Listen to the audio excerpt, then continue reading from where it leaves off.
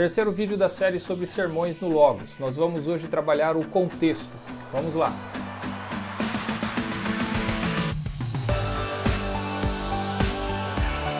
Ok, pessoal, antes de nós pularmos para a nossa série de sermões, continuar a nossa série de preparação de sermões no Logos, quero lembrar você, se inscreva no canal, aperte o sininho lá para você sempre receber uma notificação quando um vídeo for publicado.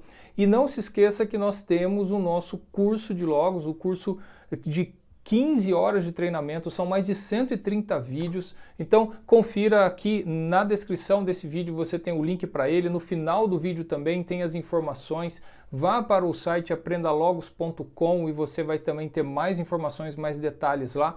Participe, porque se você quer realmente se sentir à vontade com o Logos, dominar o Logos, esse é o caminho. Veja as informações e faça o curso. Vamos então para o nosso terceiro vídeo para falarmos sobre o contexto, como a gente trabalha no Logos, na nossa preparação de sermão, para estudar o contexto. Na verdade, quando eu estava preparando, organizando aqui para apresentar para vocês essa terceira parte, e eu estou realmente fazendo um sermão em Mateus 4, né, de 1 a 11, ali na tentação de Jesus, eu só queria lembrar vocês que assim, eu estou fazendo por etapas, né, tipo hoje nós vamos falar sobre o contexto. Mas é claro que a gente acaba entrando, eu vou entrar na teologia bíblica, que seria o próximo passo, o quarto vídeo. Eu começo a entrar e ver ideias e já vou marcando, olha, isso daqui eu vou trabalhar mais lá. Ou às vezes voltando, né? Às vezes eu já tinha estudado o contexto, mas de repente comecei a ler uma outra literatura sobre o contexto e eu de repente vi coisas lá sobre a análise do texto, sobre a parte gramatical que eu não tinha percebido antes. Isso pode acontecer, é natural, né? Mas então vamos lá. Para nós estudarmos o contexto, na verdade o contexto histórico ou o contexto daquilo que está acontecendo ali, o pessoal aí de seminário vai lembrar do Sitzenleben, né? Do contexto de vida daquele momento, ele é relativamente fácil porque a gente está falando da vida de Jesus e nós estamos ali com uma sequência histórica do que aconteceu com ele e ele é batizado e depois vai para a tentação e logo em seguida ele começa o ministério dele. Então o contexto histórico ele é fácil de nós percebermos. Aí é claro que nós teríamos depois, se fosse o caso, né, alguns gostariam de trabalhar o contexto literário, aí, o contexto histórico pensando no autor em Mateus, mas não é o nosso caso aqui, não é o nosso foco. Nós poderíamos em outras ocasiões falar da teologia de Mateus e qual o propósito para a comunidade que ele está escrevendo, mas eu acho que eu particularmente eu não vejo essa necessidade de ver nesse momento, nesse texto, porque ele tem uma mensagem muito clara e talvez eu fosse explorar essas coisas, sendo que eu já tenho muito conteúdo mesmo já para trabalhar, para fazer esse sermão. E esse aqui também, às vezes, é um dilema que nós temos, né, quando a gente vai fazer sermão. Às vezes nós começamos a estudar e vem tanta informação que você tem que selecionar o que você vai colocar no sermão, porque não dá tempo de apresentar tudo. Às vezes, se você quer apresentar tudo, você não vai conseguir salientar o que é o ponto mais importante. Então, temos todas essas questões, todas essas lutas que eu creio que todos os pregadores vivem, né? Então, de certa forma, esse texto, o contexto histórico e literário dele, ele é, de certa forma, simples, porque a gente vê a sequência na vida de Jesus, e eu já falei para você aqui, né? Quando a gente começa a ler Mateus, e se você dá uma lida antes e depois, e também consultando o material, você vai vendo que existe uma sequência lógica ali e coisas importantes na história que está sendo apresentada sobre o nosso Senhor Jesus. Ou seja, ele contou lá do nascimento, genealogia, fuga para o Egito e volta e tantas outras coisas vão acontecendo até ele ser batizado. Quando ele é batizado, depois ele vai para a tentação, depois da tentação ele começa o ministério dele. Então eu tenho muito fácil essa explicação de o que está acontecendo aqui.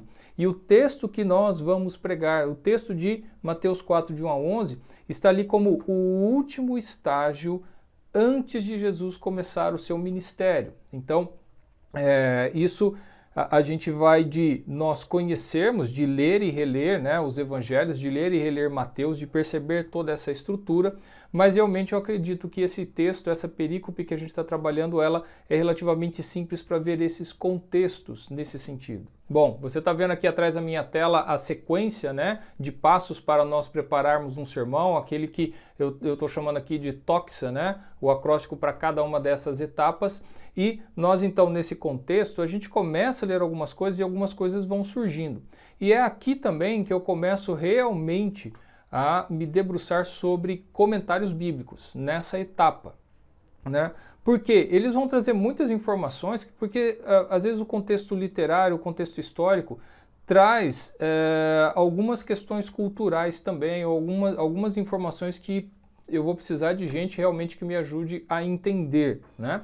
Então a gente vai começar a ler os comentários, a buscar mais informações, e lendo os comentários eu vou conferir os primeiros passos que eu dei, saber se eu não esqueci nada, ou se eu perdi alguma coisa, ou se tem algo ali que eu realmente não tinha salientado. Então isso vai ajudar nessa etapa. Mas deixa eu dar um exemplo daquilo que eu estou falando aqui, que quando a gente começa a estudar, a entender, a pesquisar sobre o texto, algumas coisas vão surgindo. Buscando estudar então no contexto histórico, eu vejo então que logo antes da tentação tem o batismo de Jesus. E aí eu tenho algumas informações que elas já vão se juntando, né? Olha só. Aí lá no batismo de Jesus, quando ele é batizado, o que acontece? Vem uma voz do céu que diz: "Este é meu filho amado em quem me comprazo". Então veja só, ali Jesus é declarado filho de Deus. E ele vai para a tentação com o diabo questionando se ele é filho de Deus, se ele realmente é filho de Deus.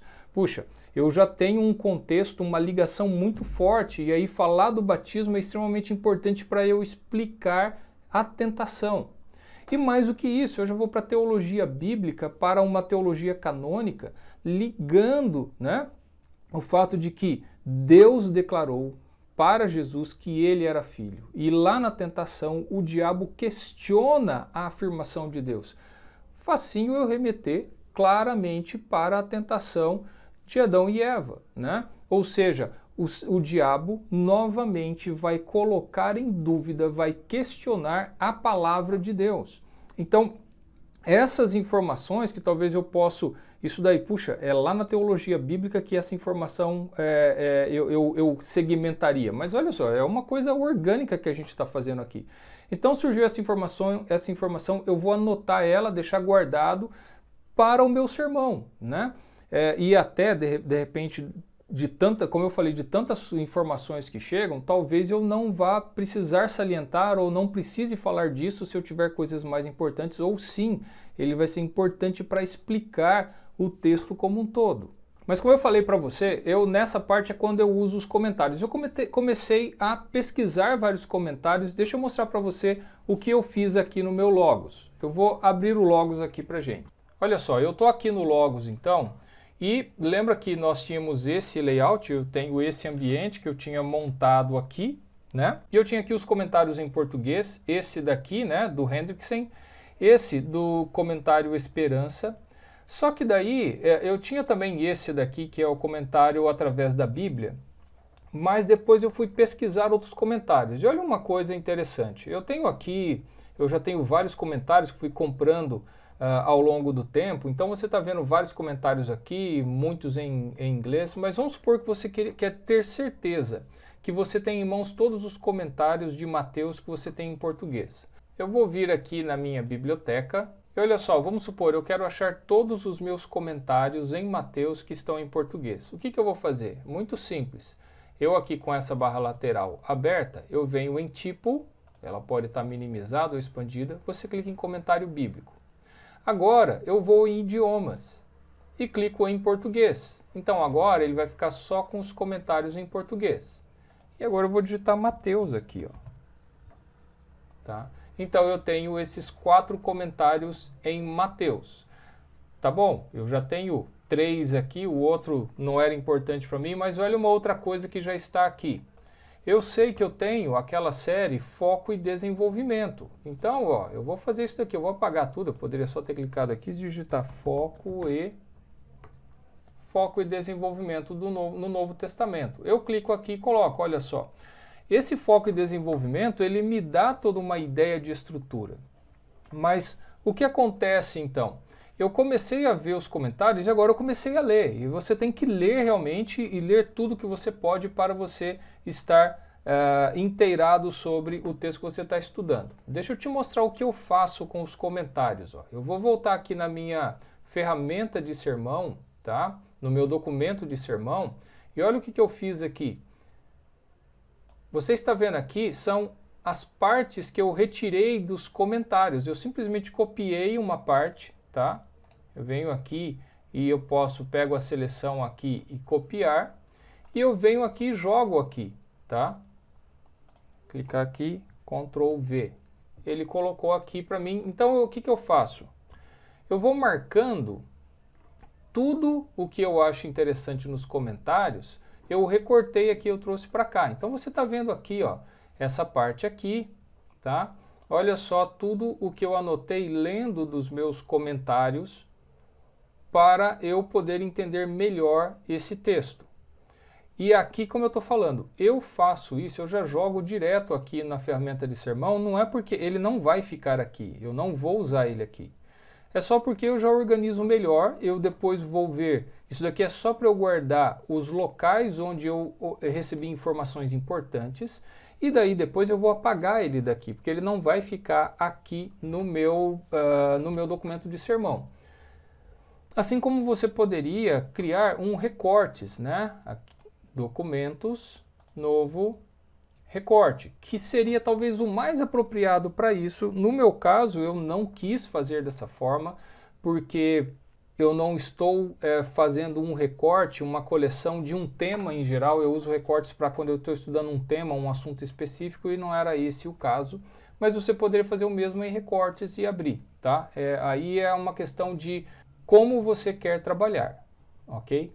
Mas você precisa ler e realmente ver os assuntos que são importantes aí para você. E deixa eu chamar a atenção sua para uma questão. Olha só o que aconteceu. Eu estava estudando, então, estou estudando a tentação lá em Mateus capítulo 4, só que daí, lendo comentários, eu fui levado aqui para Mateus 2,15, onde Mateus cita Oséias, que fala: do Egito chamei meu filho.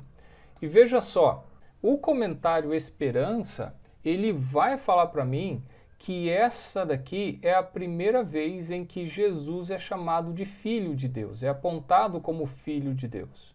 E aí eu vou levantar questões sobre, puxa vida, será que isso daqui é importante lá para a tentação, ou liga e interliga?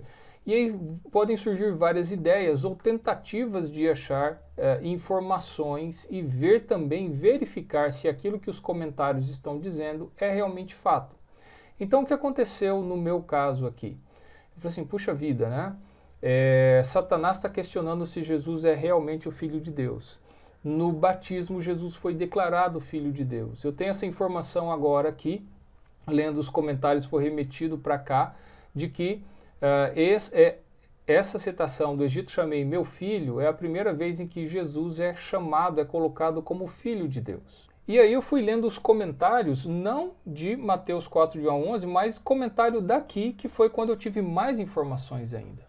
E aí que eu estou agora com um material que eu posso de repente ver se eu tenho um contexto maior. E eu estou vendo que a palavra filho é importante em Mateus, é interessante, porque os comentários começaram a me mostrar isso também, e eu comecei a levantar questões, e eu falei assim, puxa, eu vou fazer algumas pesquisas aqui. E eu poderia fazer algumas pesquisas simples para confirmar algumas informações. E deixa eu te mostrar algumas pesquisas que eu fiz. Bom, eu vou fazer algumas pesquisas aqui para verificar algumas informações sobre Jesus ser Filho de Deus, sobre ocorrências e tudo mais. Eu já estou aqui em morfologia. Eu vou fazer o seguinte, eu vou pegar aqui filho, eu vou clicar com o botão direito, vou marcar aqui o lema e vou buscar aqui Ruiós, pesquisar por Ruiós. Tá, ele está aqui, ele abriu um novo painel de pesquisa, já colocou aqui o lema Ruiós, só que eu vou colocar ele, ó, cruza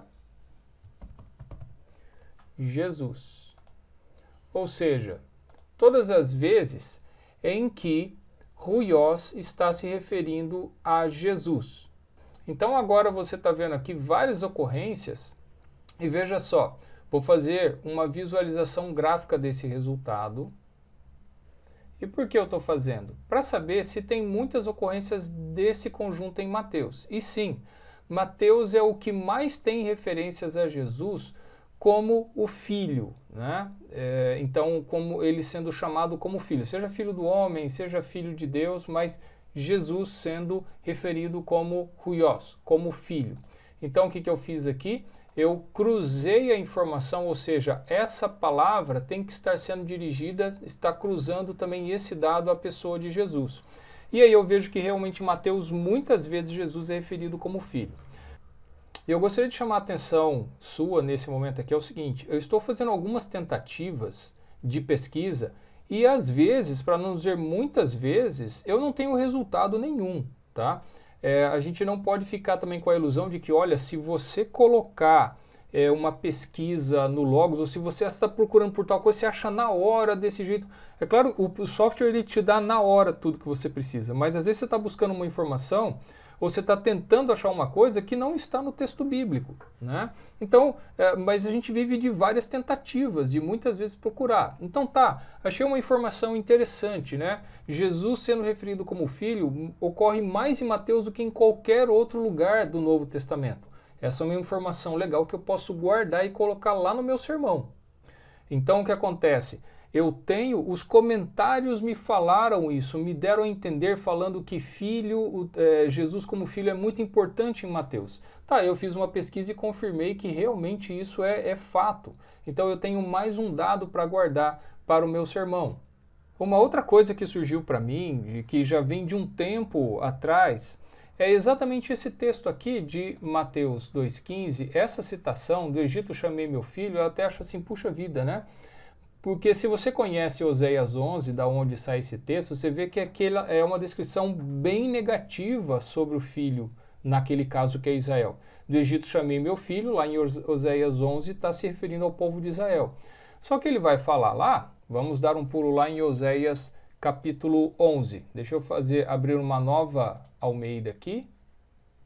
Deixa ela aqui no canto. Oséias 11. E olha só, quando Israel era menino, eu o amei, e do Egito chamei o meu filho. Quanto mais eu o chamava, tanto mais se iam da minha presença, sacrificavam a Baalaíns e queimavam incenso às imagens de escultura. E por aí vai, atraí-os com cordas humanas, com laços de amor, e tem uma série de questões aqui. Mas você vê que é uma descrição negativa da rebeldia do povo de Israel, né? Então é isso que está acontecendo aqui nesse texto. E isso trouxe para mim questionamento, sim, puxa vida, né? Mas ali, se Mateus está vendo ali como uma profecia sobre Jesus, mas ali é só esse pedacinho aqui do Egito chamei meu filho, mas o resto não tem a ver com Jesus, e sim com a rebeldia do povo de Israel. Mas o legal dessa história é que isso tem tudo a ver exatamente com o que Mateus está tentando fazer, e aí que tá, eu já estou invadindo um pouco da teologia bíblica, mas é realmente essa questão de contexto. Mateus, aqui em 2,15, quando ele está citando Oséias, é a primeira vez que ele interliga e fala assim, ó, o povo de Israel é chamado de filho de Deus. Só que Jesus é chamado de filho de Deus também, e ele junta, ele identifica os dois. Um texto em que Israel é chamado de filho de Deus, Mateus usa para dizer que Jesus é o filho de Deus. E ele interliga os dois. E isso vai seguir na história mostrando Jesus como filho de Deus. Só que o que acontece? Como em Oséias, o povo de Israel é descrito como um povo rebelde. E aí Jesus é o contraponto a isso, em tudo aquilo que Israel errou, em tudo aquilo em que Israel foi reprovado, Jesus é aprovado e ele prova ser o verdadeiro Filho de Deus. Praticamente, esta é a mensagem do nosso sermão, entre aspas, tá? Então fica muito mais claro pelo contexto, pela forma como Mateus insere Oséias ali para já trazer uma identificação, e essa identificação vai crescendo. Existe uma série de outras coisas que não dá tempo de falar. A questão da fuga para o Egito, os comentários falaram isso. Por exemplo, Lucas, que é o outro que menciona isso, ele não menciona diretamente essas questões. Mateus insiste em falar do Egito e de trazer de volta até mesmo as palavras, o vocabulário usado, as expressões são muito parecidas com o que está sendo descrito no Êxodo. Então, tem informações muito ricas ali que não dá tempo da gente trabalhar. Mas, em suma, para nós terminarmos este vídeo, o que eu falei, nesse momento eu vou ler bastante comentários e olha só uma coisa interessante. Eu já tinha identificado, a gente viu que os 3 textos que Jesus cita são de Deuteronômio, e Deuteronômio 6 e 8. Ora, talvez valha a pena eu ir para um comentário em Deuteronômio e ler ali, ou, que é um outro ponto, eu já vou ligar esse ponto que eu quero trazer com uma outra coisa. Às vezes, ler comentário não é só ler o comentário da perícope que você está estudando. Dependendo daquilo que você está fazendo, e vamos supor que você vai fazer uma série de sermões num livro, você vai fazer uma série de sermões na carta de Paulo aos Efésios.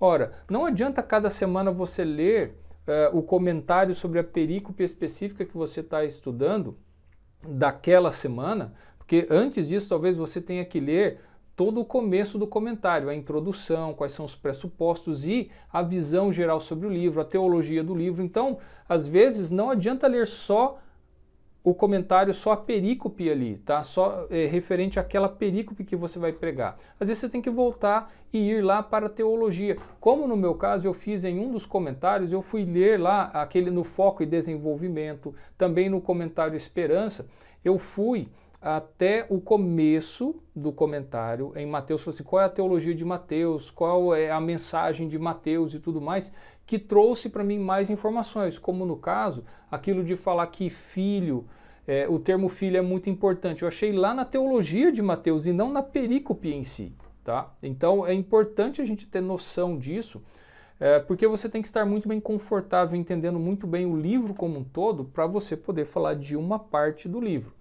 Eu acho que isso é um perigo que muitos pregadores têm, de estar preocupado em ler só aquela perícope sem olhar em volta e sem olhar o todo, ver o livro como um todo e depois até uma visão canônica da mensagem que você está preparando, ok? No próximo vídeo, que é teologia bíblica e sistemática, de certa forma, eu vou voltar a fazer pesquisas, pesquisar mais algumas outras coisas pequenas, na mesma ideia com relação a ser filho de Deus e tudo mais, e também mostrar como a gente vai começar a fechar toda a mensagem, vendo a parte bíblica e sistemática para nós fecharmos o nosso sermão. Então voltaremos em breve com o 4º vídeo dessa série.